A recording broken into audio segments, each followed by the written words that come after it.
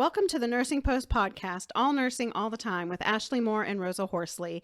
In this episode, we discuss Tetralogy of Fallot, and our goal is always to inform and start conversation. So we're going to start this episode off explaining what Tetralogy of Fallot is. And throughout the episode, we will regard this as TOF, which is the abbreviation for Tetralogy of Fallot. And it is a congenital heart defect that consists of the following 4 heart defects. There is a ventricular septal defect, which is a hole in the wall between the 2 ventricles of the heart. And this hole gives blood the ability to flow through the ventricular septal defect. And this in turn reduces the supply of oxygenated blood to the body and eventually can weaken the heart.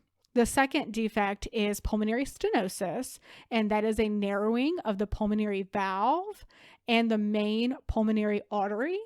And narrowing that pulmonary artery and valve reduces the blood flow into the lungs. There's an overriding aorta, and with this defect, the aortic valves sits directly on top of the ventricular septal defect rather than the left ventricle only, which is where it is in a normal heart. Mm-hmm. In this position, the aorta receives blood from both the right and the left ventricles, and that mixes oxygen-poor blood from the right ventricle and oxygen-rich blood from the left ventricle, and we don't want to mix blood. The fourth defect is right ventricular hypertrophy, and that is where the muscular wall of the right ventricle is thicker than normal from the heart being overworked. So the heart is a muscle, so it's getting overworked and it's getting bigger. And over time, that can cause the heart to stiffen and become weak, and it can actually fail because of that. So you do need to have all 4 of these defects to have TOF, but you can also have TOF and other congenital defects in addition to those 4. So my favorite part, numbers. Statistics. 1 in every 2,518 babies born in the United States each year have TOF. TOF is the most common cyanotic heart condition in children. It accounts for 7 to 10% of congenital defects. It affects males and females equally. Occurs in 3 to 5 of every 10,000 live births. The cause of TOF is unknown. There are thoughts that it may be associated with poor maternal nutrition, genetic disorders, or a viral illness during pregnancy. Some of those symptoms include a bluish coloration of the skin caused by low blood oxygen levels, low blood flow, which is known as cyanosis. Yes. Shortness of breath and rapid breathing, especially during feeding or exercise. You have to remember, for every newborn or every baby, they're burning calories every time they eat because of the sucking motion. And that could make it very hard and difficult for them to breathe. So you might notice some shortness of breath in a newborn. You may notice syncope, which is also fainting. And you may notice clubbing of the fingers and toes. So they may look abnormal, be rounded in shape, especially in the nail bed. You may notice poor weight gain.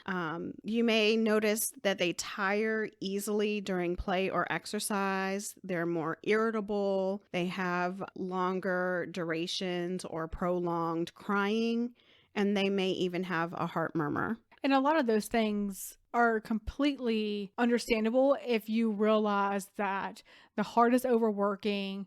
There are 2 different issues where you're mixing oxygen poor and oxygen rich blood.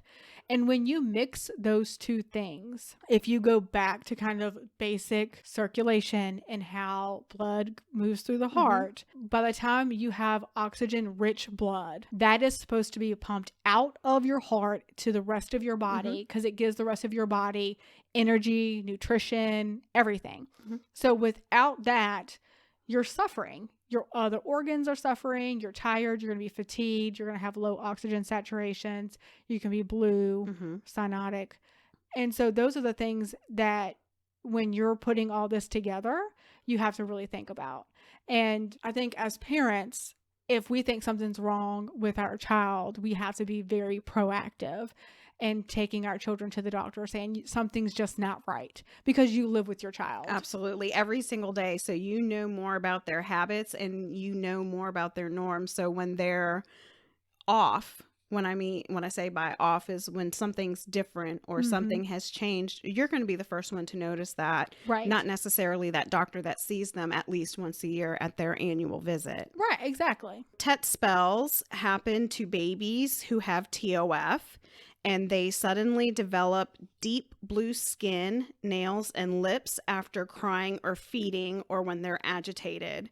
And these episodes are caused by a rapid drop in the amount of oxygen in their blood. TET spells are most common in young infants. We're talking about 2 to 4 months old.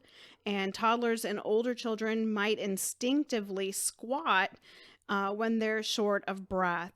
And we will go into nursing considerations for TET spells later in the episode. Right. But you can kind of connect this to nursing. When people have a complicated time or hard time breathing, what's the first thing that an adult does? They lean over, they make that triangular shape. Right. That's what we learned in nursing, right? Because in their mind, they feel that that's helping them breathe better. Well, a child and a toddler is so tiny, their way of compensating for that is to squat. Right. And, you know, our bodies do different things when we're in different positions. I mean, if you just think just to basic like orthostatic blood pressures, laying, sitting, and standing, you know, our body is doing something different and it's supposed to adjust itself. So self-regulate as you do that. You know, when you're going from laying, sitting, and standing, your blood pressure should stay the same or go up because you're moving, and that's normal. Shouldn't skyrocket, but that's normal. So if you're doing that and you get dizzy and your blood pressure is dropping, there's a problem. Absolutely. Our bodies instinctively know what they're supposed to do, and I think that as you grow up, adults ignore their body's instincts. These children don't do that. If they don't do something because it hurts, they just don't do it. You know, if they sprain their ankle and it hurts to walk, they just don't walk. We're like limping around and wondering why it keeps swelling for, you know, 16 weeks later. Well, we never let it heal. We didn't follow those instincts. Well, yeah. And remember, children present differently than adults do. Yes. Like we've talked about this before. So with children, they're either all the way 100% or they crash fast. Yep. Here's some treatment and nursing considerations that Ashley's going to tell us about. Treatment for TOF mainly is surgery. And in the United States, this typically happens before their 1-year birthday. So you're finding this pretty quickly. You know, nurses are doing assessments on babies the second they are born.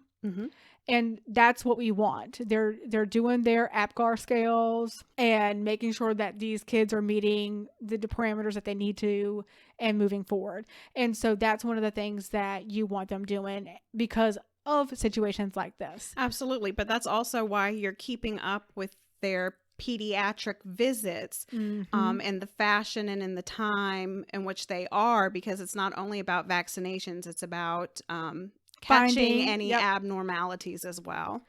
And so there are multiple surgeries that have to be done to resolve and to fix this. And they will be followed by a cardiologist that is familiar with congenital heart defects. And you want that. Absolutely. So there'll be a cardiologist, but one specific to children born with problems. And there are other medicines that you can take that help open up the blood vessels. They vasodilate. And what that does is allow for better blood flow. Because remember, we talked about that pulmonary artery becoming stenosed and narrowed. So then they're not moving the blood flow. So we want to open that up. And so there are certain medications that we can give patients to help do that. Now, with the nursing consideration with these TET spells, there are a couple of things that you should know about and should understand. The outcome for each TET spell can be very different. And that all depends on the severity of the TET spell and how quick you intervene, which makes perfect sense. It does. So you can do something as simple as calm that person down, reposition them, and they're fine. And then there are other times it's a hospitalization. So this is a huge, there's a big range. Remember, I said either they're 100% or they crash fast. And TET spells, if they're not treated, can lead to syncope, which is fainting, and death. So it's not something you just want to ignore and go away. Absolutely. It's something you do need to take very seriously. So because these spells require such fast and aggressive attention, you want to... First thing to do is put them in a knee to chest position, because what that does is it increases their SVR, which is their systemic vascular resistance, and that helps move blood flow. Oxygen therapy can also help can vasodilate, so it helps open up that stenosed and narrowed pulmonary artery, and so we can apply oxygen. There can be IV fluids that are given and they're given quickly, what we would call a bolus. And what that does is it helps improve the right side of the heart and helps improve that filling pressure. And it also helps pulmonary flow. You can give medicines like morphine to help calm down the person that's going through. Because remember, one of the first things that you're going to do is just try to calm down and reposition. Absolutely. So if they're in a really bad situation, it may be something that we just have to give them medicine to calm them down. And then you can also give medicines like IV beta blockers, and that will also help the right ventricle. There are other IV medicines that can be given for, afterload reduction and heart failure. But I think that would be for a whole other topic and explaining what those are and how that impacts it. So just know that we can go from calming down, knee to chest reposition to they're in a bad spot in the hospital, on oxygen, on medications, via IV to try to help combat these TET spells. Absolutely. You have to definitely be aware. Yes. Another thing that you will want to know is that patients who have a history of TOF, even if it's been surgically repaired, they will need to take prophylactic antibiotics prior to having any kind of dental procedure or surgeries. So that's not uncommon. It is not. It's not. Even if you have a knee replacement. Exactly. Or a hip replacement, a lot of dentists and orthodontists require that prophylaxis treatment too. So yes. The treatment currently used in TOF results in excellent long-term survival. 30-year survival ranges from 68.5% to 90.5%. And there is still a need for research and understanding each aspect of TOF. It's important to remember that surgery for TOF is not a cure. It's palliative. And the structural disease continues to progress at a varying rate. So, yes. Not everybody's the same. No, no patient will ever be the same. Right. So that's what we have to always keep in mind as nurses, is that the patient is not the disease. They are an individual person. So you have to do what's best for the person in front of you. Right. Not just for the disease process. Absolutely. So again, we will link our references from today's episode to our website, thenursingpostpodcast.com. Please subscribe to our podcast. You can find us on any of your favorite platforms. You can leave any comments or thoughts there. And again, thank you for listening to The Nursing Post.